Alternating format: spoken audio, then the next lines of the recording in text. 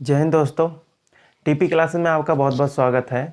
पिछले वीडियो हमने आपको उत्तर प्रदेश आपका चल रहा था। उत्तर प्रदेश की दृष्टि से हम उत्तर प्रदेश के इतिहासों के बारे में जान रहे थे। आइए हम आगे पढ़ते हैं उत्तर प्रदेश के। पहले तो कल जो हमने आपको बताया था क्रांतिकारी आंदोलन और किसान आंदोलन, यहाँ तक कि आपको बता दिए थे उत्तर प्रदेश में कौन सा आंदोलन चला था। एक आंदोलन चला था, इसके बारे में मैंने आकर पूरा डिटेल बता दिए थे। अब उत्तर प्रदेश की दृष्टि अगर देखा जाए तो आता है भारत छोड़ो आंदोलन का संबंध, ठीक है ना।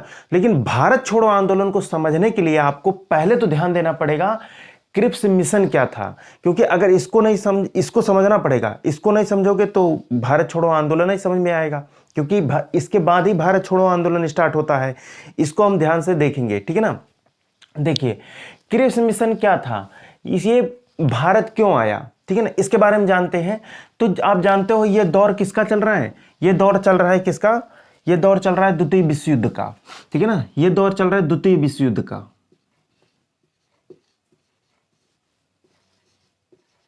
द्वितीय विश्व युद्ध, द्वितीय विश्व युद्ध। और द्वितीय विश्व युद्ध का टाइमिंग क्या है, 1939 से 1945 तक ये आपका टाइम चल रहा था, ठीक है ना। लेकिन ये द्वितीय विश्व युद्ध का कारण क्या है।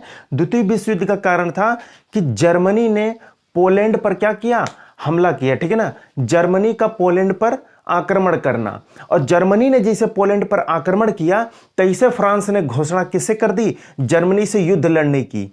फ्रांस ने तुरंत घोषणा कर दी जर्मनी से युद्ध लड़ने की। और जर्मनी से जब युद्ध लड़ने की इसने घोषणा कर दी तो लगभग पूरे विश्व के 70 देशों ने इसमें शामिल लिया। कितने देशों ने, लगभग 70 देशों ने इसमें मतलब भाग लिया। 70 देशों की वायु जल थल मतलब तीनों सेनाओं ने बढ़ चढ़ के इसमें भाग लिया। और दो पक्ष इसमें थे, ठीक है ना। एक था आपका, देखिए द्वितीय विश्व युद्ध में दो पक्ष बने, ठीक है ना।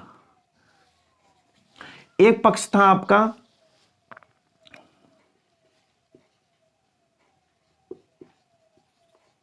मित्र राष्ट्र और दूसरा था धुरी राष्ट्र। एक था मित्र राष्ट्र, एक था धुरी राष्ट्र।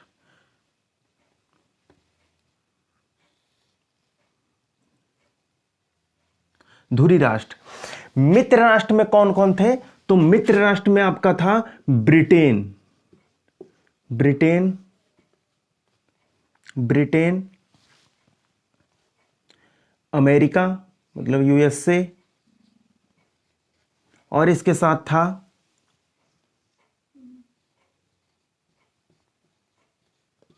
और फ्रांस। और भी देश थे, ये सब मेन थे, रूस भी था। यहां देख लेते हैं कौन था, तो यहां था जर्मनी, जर्मनी, जर्मनी के साथ कौन था, इसके नीचे देखते हैं इटली, इटली, इटली के नीचे कौन था, इसके बाद जापान, जापान। ये सब देश धुरी राष्ट्र थे और ये सब देश मित्र राष्ट्र थे, ठीक है ना।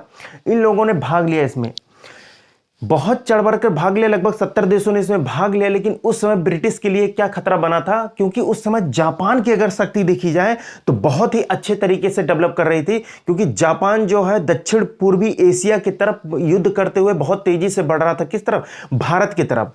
और इसकी ये जो है अब ब्रिटिश के लिए क्या था, बहुत ही बड़ा चुनौती था, क्योंकि जापान उन्हीं देशों पर आक्रमण कर रहा था जो ब्रिटेन के उपनिवेश थे। इसका पर्सनली दुश्मनी कौन था, किससे था, ब्रिटिश से था। इसका पर्सनली दुश्मनी किससे था, ब्रिटिश से था। और वहां से पूर्व एशिया जो दक्षिण पूर्वी एशिया है, यहाँ के देश जो पड़ते हैं आपके फिलीपींस है, सिंगापुर है, म्यांमार है, रंगून तक पहुंच गया था। आप जानते हो रंगून कहाँ है, म्यांमार में रंगून है, जहाँ प्रसिद्ध जेल था। यहां तक कि फ्रांस की सेना पहुंच गई थी, ठीक है ना। तो लेकिन यहां पर इस ब्रिटिश के लिए बहुत ही बड़ा एक कारण बना हुआ था कि वो भारत को मतलब संभाले कि जापान को। जापान तो ऐसे आक्रमण कर बहुत तेजी से बढ़ रहा था, लेकिन भारत को क्या था कि भारत में लगातार जो है आज़ादी के लिए जो लड़ी जा रही थी लड़ाई, उससे भी कहीं ना कहीं देखा जाए तो ब्रिटिश क्या थे, ब्रिटिश उससे भी मतलब उलझे हुए थे। तो यहां अमेरिका बार बार कह रहा था ब्रिटिश से कि ऐसा है कि जो आपके उपनिवेश राष्ट्र हैं, जो देश हैं, उनको क्या करो, उनको जल्दी से कंट्रोल करो, वहाँ दंगा फसाद नहीं होना चाहिए। ये अमेरिका कह रहा था इसको, ब्रिटेन को, ब्रिटिश सरकार को, तभी आप जीत सकते हो, ठीक है ना। अब यहां पर देखते हैं, भारत में उस समय चल रहा था व्यक्तिगत सत्याग्रह। व्यक्तिगत सत्याग्रह, व्यक्तिगत सत्याग्रह। थोड़ा सा रुक जाते हैं, इसको 1 मिनट के लिए यहां रोक देते हैं, थोड़ा इसको देख लेते हैं आप हम, व्यक्तिगत सत्याग्रह, क्योंकि इसके बारे में थोड़ा जान लें, ठीक है ना। बीच में आया है क्योंकि इस समय यही आंदोलन चल रहा था, व्यक्तिगत सत्याग्रह।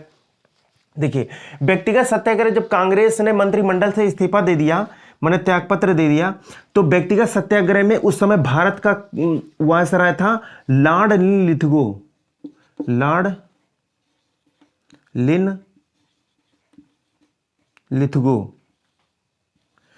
लिथगो। इसके माध्यम से एक प्रस्ताव पेश किया गया, एक प्रस्ताव आया और यह प्रस्ताव 8 अगस्त 1940 में रखा गया। चलिए, इस प्रस्ताव को इसके माध्यम से पेश किया गया 8 अगस्त 1940 में। इस प्रस्ताव में लिखा क्या था? इसमें लिखा था ये कि भारत को अपना संविधान बनाने का अधिकार है, भारतीयों को अपना संविधान बनाने का अधिकार है, और हम क्या करेंगे कि युद्ध के उपरांत, यानी युद्ध के बाद औपनिवेशिक स्वराज की स्थापना करेंगे भारत में, ठीक है। तो औपनिवेशिक स्वराज की स्थापना करना, लेकिन कब? युद्ध के बाद। तो कहीं ना कहीं इन लोगों का यह मिशन था इस प्रस्ताव का कि भारत को द्वितीय विश्व युद्ध में झोंकना था, कि भारत जो है द्वितीय विश्व युद्ध में किसका साथ दे? ब्रिटेन का साथ दे। और ब्रिटिश सोच रही थी कि अगर भारत साथ देगी तो हमको सहयोग मिल जाएगा, ठीक। इसीलिए इन्होंने यह प्रस्ताव लाया। इस प्रस्ताव के माध्यम से, इसी प्रस्ताव, भारतीय जानते थे कि पहला जो विश्व युद्ध हुआ था उसमें भी ब्रिटेन ने कुछ यही कहा था कि जो आपका प्रस्ताव, मतलब जो आप अगर प्रथम विश्व युद्ध में भाग लेते हैं, अगर हमारा साथ देते हैं, तो हम भारत को क्या मतलब स्वराज प्रदान करेंगे, छोड़ के चले जाएंगे। बहुत सारी बातें कही थी, लेकिन इन्होंने ऐसा किया नहीं, तो वही दोबारा कर रहे थे। तो भारतीय यहाँ पर चालाक थे, एक बार धोखा खाएं दोबारा तो खाएंगे नहीं। यहाँ इन्होंने कहा कि संविधान बनाएंगे, औपचारिक राष्ट्र बनाएंगे, बहुत सारे जो है साम दंड भेद ये सब लगाए अपना, ठीक है ना। और उसके बाद इसका विरोध होने लगा। तो पहले तो कांग्रेस ने इसका विरोध किया, मुस्लिम लीग ने इसका विरोध, इस प्रस्ताव से अलग होने के लिए। अच्छा, एक इस प्रस्ताव का एक और नाम है, इसे कहते हैं अगस्त प्रस्ताव। अगस्त प्रस्ताव से अलग होने के लिए सत्याग्रह आंदोलन चलाया गया। तो सत्याग्रह आंदोलन जब चलाया गया था, तो सत्याग्रह आंदोलन के विचारक पूछता है, इसके विचारक कौन थे? विचारक मतलब किसके मन में विचार आया था? तो गांधी जी के मन में विचार आया था। इन्होंने ही डिसाइड किया था कि कौन से मतलब व्यक्तिगत सत्याग्रही पहले कौन होंगे, कौन नहीं होंगे, इन्होंने ही डिसाइड किया था। तो आप जानते हो जो पहले सत्याग्रही थे, पहले सत्याग्रही वो थे विनोबा भावे।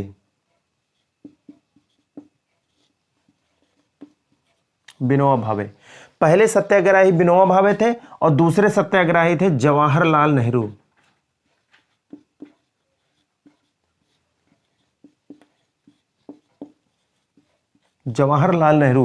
ये दूसरे सत्याग्रही थे।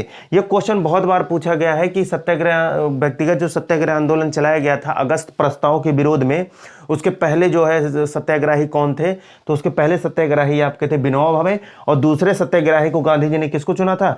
पंडित जवाहरलाल नेहरू को चुने थे। इसलिए इस आंदोलन को चलाया गया, और ये क्या हुआ? इनका विफल हो गया पूरी तरीके से। और यहां और भी संकट बढ़ते जा रहे थे। किसका? ब्रिटिश का, ब्रिटेन का और भी ज्यादा संकट बढ़ता हुआ जा रहा था। उधर जो है जापान बुरी तरीके से तेजी से सैनिक अपना लेकर चढ़ैया कर रहा था, मतलब बढ़ता चला आ रहा था। तो यहाँ पर अच्छा जापान का ये उद्देश्य नहीं था कि भारतीयों को मतलब परेशान करना, उसका उद्देश्य था भारत पर आक्रमण तो करना, लेकिन हानि पहुंचाना उसका उद्देश्य था ब्रिटिश को, भारत को नहीं। क्यों आजाद हिंद फौज की स्थापना तो वहीं हुई थी, आप जानते हो, और भारत से तो ये मिला हुआ था पूरी तरीके से।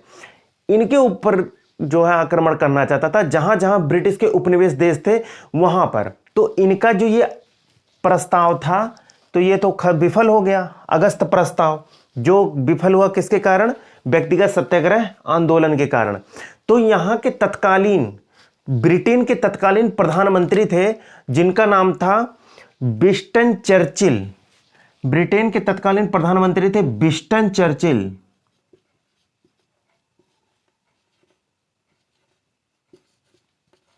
विंस्टन चर्चिल ने आदेश दिया कि भारतीयों को कैसे भी मनाओ, किसी भी तरीके से मनाओ कि वो जो है ब्रिटेन का साथ दे द्वितीय विश्व युद्ध में। तो भारतीय तो वैसे नकार दिए थे, और ये इन्होंने भेजा किसे? क्रिप्स मिशन को। एक मिशन भेजा, क्रिप्स मिशन, और ये भेजा था कब? मार्च 1942 को। मार्च 1942 को इन्होंने क्रिप्स मिशन भेजा। और जब क्रिप्स मिशन का पूछता है उद्देश्य क्या क्या थे। क्रिप्स मिशन का जो उद्देश्य था, पहला उद्देश्य था कि भारत में संवैधानिक गतिविधियों को दूर करना। जो गतिविधियां चल रही थी बहुत तेजी से संविधान को लेकर, यानी कि संविधान बनेगा किस तरीके के बनेगा, इस गतिविधियों को दूर करना था, ठीक है ना। और दूसरा इनका अंदर उद्देश्य था कि हम भारत को द्वितीय विश्व युद्ध में उतारेंगे, कि चाहे जैसे मतलब कुछ भी मतलब झूठ बोल के, कोई भी मतलब झांसा देकर भारतीयों को द्वितीय विश्व युद्ध में उतारेंगे, अपने तौर से लड़ाएंगे। दूसरा इसका कारण क्या था कि जो अमेरिका था और रूस अमेरिका ने क्या कहा था कि ब्रिटेन से कि आपके जो उपनिवेश राज्य हैं उस पर क्या करो, दबाव डालो। जो आपके उपनिवेश हैं उन पर क्या करो, आप कंट्रोल करके रखो, उन पर दंगा फसाद और गतिविधि विरोध ना होने दो, उसको रिलैक्स मतलब शांति बनाकर रखो। और तीसरा इनके ऊपर प्रेशर था कि जापान की जो पावर बढ़ रही है इतनी बुरी तरीके से, जापान की ताकत बढ़ रही है, इससे भी डर था, ठीक है ना। चलिए आगे देखते हैं। क्रिप्स मिशन में आया कौन था? चर्चिल ने भेजा किसको था? तो वो थे सर स्टेफोर्ड क्रिप्स।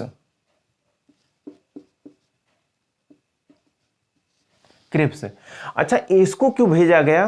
तो ध्यान इस बात को आपको समझने की जरूरत है। कैबिनेट मिशन के दौरान भी यही आया था, जब संविधान का निर्माण हुआ था कैबिनेट मिशन द्वारा, उस दौरान भी यही आया था। कई लोग थे और इसमें क्रिप्स मिशन में भी यही आया। इसका रीजन भी दो। चर्चिल जो था वो था कंजर्वेटिव पार्टी।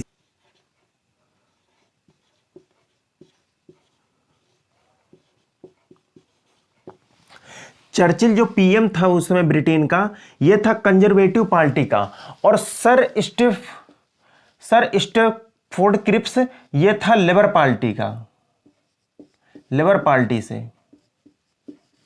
पार्टी से। चर्चिल इतना चालाक था कि सोचा कि लेबर पार्टी पे को क्यों भेज रहा था, क्योंकि जो भारतीय थे ये कंजर्वेटिव पार्टी से ज़्यादा विश्वास किस पे करते थे? लेबर पार्टी का। इसलिए लेबर पार्टी के नेता को ये लोग भेजते थे बार बार, ठीक है ना, कि लेबर पार्टी के सदस्य को भेजेंगे तो भारतीय ज़्यादा विश्वास करेंगे। तो यहाँ पर जब ये आया तो ये तुरंत पहुंचा दिल्ली। और ये दिल्ली कब पहुंचता है? ये दिल्ली पहुंचा 23 मार्च 1942 को। 23 मार्च 1942 को ये दिल्ली पहुंचा। 23 मार्च 1942 को जब ये दिल्ली पहुंचा, तुरंत वहां जाकर बड़े बड़े पार्टी के नेताओं से मुलाकात की। जैसे मान लीजिए कांग्रेस के लीडर से इसने बात किया, फिर मुस्लिम लीग पार्टी लीग से बात किया, मतलब जितने भी भारत में बड़ी बड़ी पार्टी थी सबसे बात किया। और यहाँ इसको देखने को मिला बहुत है कि यहाँ मुस्लिम जो है मांग रहे हैं अलग राष्ट्र, अलग अलग, कोई अलग प्रांत मांग रहा है, मतलब कई लोग अलग राष्ट्र मांग रहे थे भारत के अंदर। तो इसने सबको डील करते हुए क्या किया कि पूरा अपना, जब ये दिल्ली पहुंचा यहाँ पर, तब इसने सबकी बातें सुनी। और सबकी बातें सुनने के बाद 30 मार्च को क्या, 30 मार्च को इसने अपना प्रस्ताव दिया। इसने अपना प्रस्ताव कब दिया? 30 मार्च को, 30 मार्च 1942, 30 मार्च को यह प्रस्ताव देता है।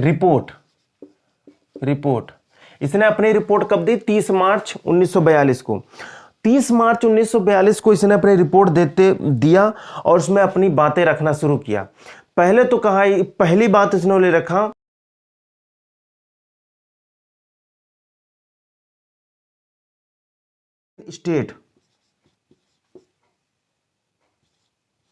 स्टेट्स, डोमिनियन स्टेट बनाएंगे। डोमिनियन स्टेट का मतलब होता है कि आपने पढ़ा होगा, ब्रिटिश जो है डोमिनियन स्टेट बनाएगी। इसका मतलब ये होता है कि भारत को तो हम सत्ता सौंप देंगे, ध्यान सुना, भारत को हम सत्ता सौंप देंगे, लेकिन जो संप्रभुता होगी वो हमारे पास रहेगी। और आपको हमने ऑफलाइन पढ़ाया था कि संप्रभुता का मतलब होता है कि भारतीय संविधान की जो प्रस्तावना है उसमें दर्ज है, संप्रभुता का मतलब होता है कि भारत अपने सीमा के अंदर, यानी भारत की जो सीमा है उसके अंदर या बाहर जो भी मामला है वो स्वयं करेगी, दूसरे की सत्ता या दूसरे की ताकत को हावी नहीं होने देगी। वो पावर ब्रिटिश क्या कह रहा था, वो हमारे पास रहेगी, सत्ता तो आपके पास रहेगी, पीएम आप बनाओ, मंत्री आप बनाओ, सब कुछ आप बनाओ, लेकिन हम क्या करेंगे, हमारे पास संप्रभुता आपकी हमारे पास रहेगी। दूसरा क्या था कि उन्होंने कहा कि जो देसी रियासत हैं उनका क्या बनेगा, देसी रियासत का क्या बनेगा, इसके साथ साथ कहा देसी रियासत का भारत का एक संघ बनेगा, भारत का संघ बनेगा, भारत का एक संघ बनेगा, मतलब जितने भी देसी रियासत टुकड़ों में थे उनका एक क्या बनेगा, संघ बनेगा। लेकिन यहां आपको समझना चाहिए कि जो देसी रियासत थे ये कई पार्टों में बटे हुए थे। आप जानते हैं जब देश आज़ाद हो गया था, जब पुनर्राज्य हुआ था, उसके पहले जब देसी रियासत को इकट्ठा किया गया था तो उस समय थे 562, ठीक है ना, बाद में तो 65 हुआ, लेकिन 562 थे। और 562, लेकिन इस समय कितने थे? भारत जो है 2 हिस्सों में था। और कौन कौन से 2 हिस्से थे, आइए देखते हैं।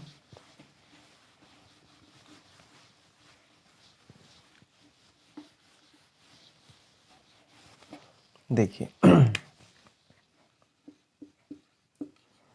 भारत,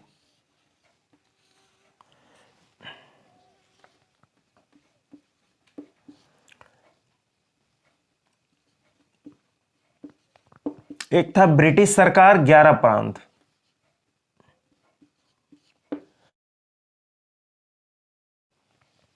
ब्रिटिश सरकार 11 प्रांत,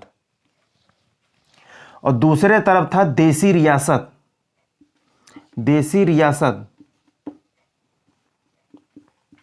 और देसी रियासत की संख्या थी 600, 600 देसी रियासत थे, ठीक है ना, 600 देसी रियासत, ठीक है ना।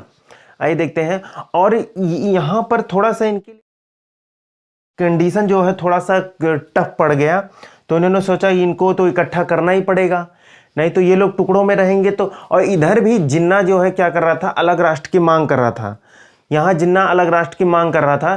तो इन्होंने कहा कि युद्ध उपरांत हम क्या करेंगे, संविधान का निर्माण करेंगे, युद्ध उपरांत यानी युद्ध के उपरांत ही करेंगे, लेकिन आप अगर द्वितीय विश्व युद्ध में क्या करो, हमारा साथ दो, ठीक है ना, द्वितीय विश्व युद्ध में साथ दो।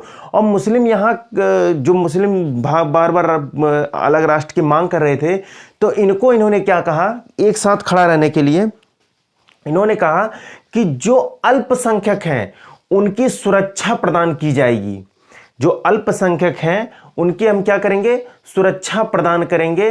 और ये सारी बातें क्या कब होगी, लेकिन युद्ध के बाद, जब युद्ध क्या होगा, समाप्त हो जाएगा। अब युद्ध कब समाप्त होगा, क्या होगा, इसका तो कोई जानता ही नहीं था, ठीक है ना। भारतीय यहां भी क्या थे, इससे असंतुष्ट थे। और इन्होंने ये भी कह दिया, अच्छा कई यहाँ पे कई प्रांत थे वो अलग मांग रहे थे अपना देश, यानी कि अलग देश अलग संविधान मांग रहे थे, तो उनको भी इस वक्त इन्होंने क्या कहा कि आप जो है अपना अलग संविधान बना सकते हैं, अलग अपना देश बना सकते हैं। यहाँ नेहरू ने कहा ये तो ऐसा कर देगा, पूरे देशों को बांटने का पूरा प्रावधान लगा दिया है, देश जो है कई टुकड़ों में बढ़ जाएगा। तो इसको क्या किया इन्होंने, सबने मिलकर, ये क्या हुआ, विफल हो गया, इसका विरोध होने लगा, ठीक है ना। ये क्या हुआ, क्रिस मिशन विफल हो गया, यानी कि फेल हो गया, फेल हो गया। अब फेल होने के बाद इसमें क्या कहे गांधी जी ने, कहे ये बाद की तिथि का क्या है, चेक है, यानी कि ये तो बाद की तिथि का, ये तो पहले हो जाना चाहिए था, ये बाद की तिथि का क्या है, चेक है। नेहरू जी ने इस पे क्या कहा, टूटते हुए बैंक का नाम उत्तर दिनांकी चेक बोला, यानी जो बैंक ये एक ऐसा चेक है जिसका बैंक क्या है, समाप्त हो चुका है, जिसका बैंक है ही नहीं, तो हम इसको कहां से, ये कैसे नहीं हो सकता, ठीक है ना, ये कहा इन्होंने। तब इसके बाद जो है ये पूरी तरीके से क्या हुआ, विफल हो गया। तब भारतीयों ने ये सोच लिया कि ब्रिटिश के साथ क्या किया जाए, ब्रिटिश के साथ किसी भी चीज का उम्मीद रखना एकदम कोई भी व्यर्थ है, कोई भी उम्मीद रखना व्यर्थ है, क्योंकि ये पिछली बार भी ऐसा बोले थे, प्रथम विश्व युद्ध में झोंक दिए थे, आज़ाद करने को बोले थे, स्वराज देने को बोले थे, नहीं दिए, और तभी इसका भी क्या हुआ, जमकर विरोध हो गया, ठीक है ना। अब इन्होंने, ये भारतीयों को पता था कि जापान जो है अच्छे तरीके से इनकी धुनाई कर रहा है, क्योंकि जानते हैं ना, और जब लोहा गर्म रहता है तभी हथौड़ा अच्छे से लगता है उस पर, तभी हथौड़ा मारे तो चोट काम करेगा, ठीक है ना, जब मारेंगे तभी चोट लगेगा। यहां पर इन्होंने क्या कहा, जापान इनकी धुआई कर रहा है अच्छे से और बढ़ता चला आ रहा है। इसके डर के नाते ये एकदम बौखलाए हुए थे कि भारतीय जल्दी जल्दी साथ दे दें हमारा। भारतीयों ने डायरेक्ट मना कर दिया कि हम नहीं देंगे, ठीक है ना। और इधर अगस्त प्रस्ताव का विरोध किए, इधर क्रिप्स मिशन था ये भी विफल हो गया। तब भारतीयों को समझ में आ गया कि इनसे कोई उम्मीद रखना जो है, कोई भी उम्मीद रखने लायक है नहीं। तब इसके बाद क्या किए ये लोग, भारतीयों ने मिलकर, तब गांधी जी, अच्छा गांधी जी का एक वर्ड आता है कि गांधी जी अहिंसावादी थे, ठीक है ना, हिंसावादी थे। कहां थे, कि जब गांधी जी ने कहा कि हिंसा, अगर हमें हिंसा और कायरता में अगर किसी को चुनना पड़े तो मैं हिंसा को चुनूंगा, कायरता को नहीं चुनूंगा। यहां हिंसा की बात कर दिए गांधी जी, इसीलिए तो नारा दिए करो या मरो। भारत छोड़ो आंदोलन के दौरान क्या नारा दिए, करो या मरो। ये क्रांतिकारी का ही एक तरीके से कह सकते हैं नारा था, ठीक है ना। अब हम इसके बाद पढ़ेंगे, अब आता है आपका भारत छोड़ो आंदोलन, ठीक है ना। आइए भारत छोड़ो आंदोलन देखते हैं क्या है इसमें, ठीक है, देखते हैं।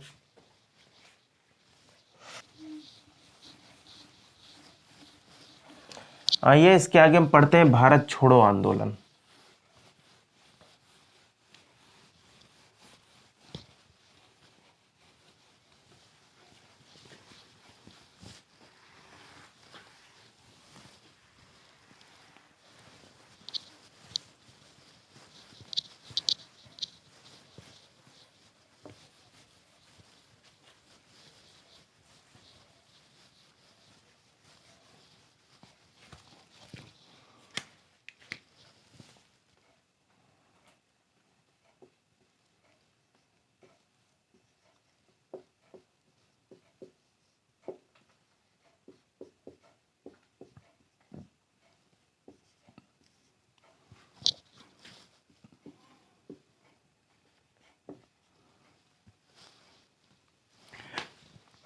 देखिए भारत छोड़ो आंदोलन, भारत छोड़ो आंदोलन का जो स्ट्रक्चर है ये आता है, कहाँ तैयार किया गया, किस तरीके से ये पूरा मतलब विचार बना के है भारत छोड़ो आंदोलन जो है कब छेड़ा जाएगा।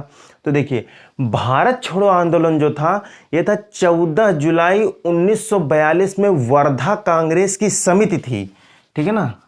ये था 14 जुलाई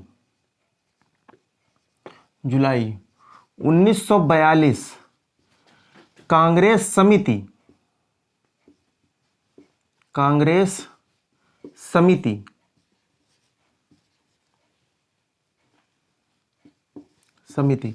की बैठक हुई वर्धा में, यहां के यहीं पर यह प्रस्ताव लाया गया कि भारत छोड़ो आंदोलन हम करेंगे। यहां गांधी जी ने प्रस्ताव रखा, यह भारत छोड़ो आंदोलन, वर्धा में प्रस्ताव रखा गया भारत छोड़ो आंदोलन का। भारत छोड़ो आंदोलन का प्रस्ताव तो यहां हो गया। फिर गांधी जी ने कहा कि हम एक बार सबको, पूरे अपने भारतवासियों को एक बार संबोधित करेंगे, कि हम किस तरीके से किस डेट को इस आंदोलन को शुरू करेंगे, ठीक है ना।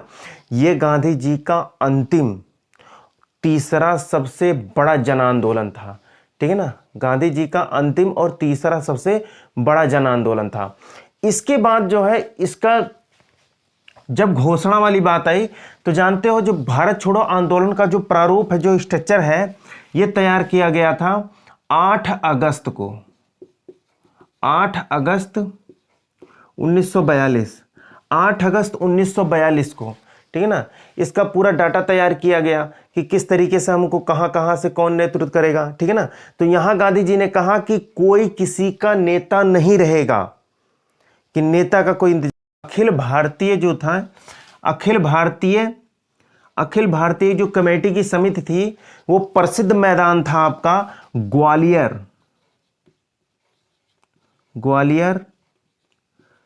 टैंक मैदान। ग्वालियर टैंक मैदान में इसकी बैठक हुई और यहीं पर कांग्रेस, मुंबई में इसकी अध्यक्षता, ये कहां था, महाराष्ट्र में था, महाराष्ट्र, ठीक है ना, मुंबई। यहीं पर इसकी मतलब मुंबई में है, राज्य तो महाराष्ट्र ही है। तो यहाँ पर बैठक कांग्रेस की जो अधिवेशन था, इसके वर्तमान में ये अध्यक्ष थे यहाँ पर मौलाना अबुल कलाम आज़ाद, ठीक है ना, यही इसके अध्यक्ष थे।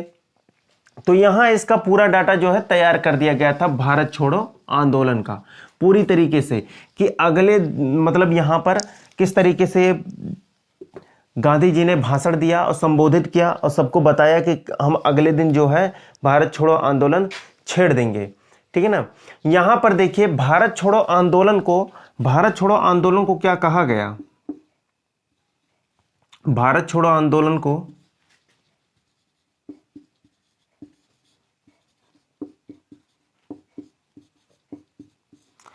इसको कहा गया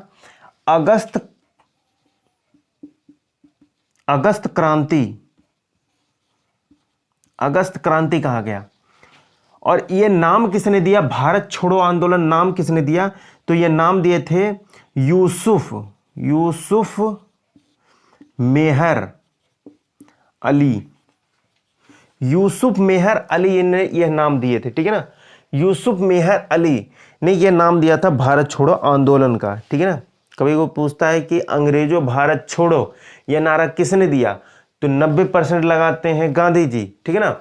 अंग्रेजों भारत छोड़ो आंदोलन जो है किसने नारा दिया था, मेहर यूसुफ अली ने। और ये भारत छोड़ो आंदोलन ये भी नाम किसने दिया था, तो मेहर यूसुफ अली ने ये भी नाम दिया था, ठीक है ना, ये भी नाम दिए थे। और गांधी जी ने यहाँ बोल ही दिए थे कि प्रत्येक नागरिक जो प्रत्येक व्यक्ति होगा स्वयं नेता होगा, यहाँ नेता का इंतजार नहीं करना है, स्वयं का नेता होगा। इसलिए गांधी जी ने कहा था इस आंदोलन में करो या मरो का नारा दिया था, ठीक है ना। गांधी जी ने इस आंदोलन में क्या कहा था, करो या मरो, करो या मरो।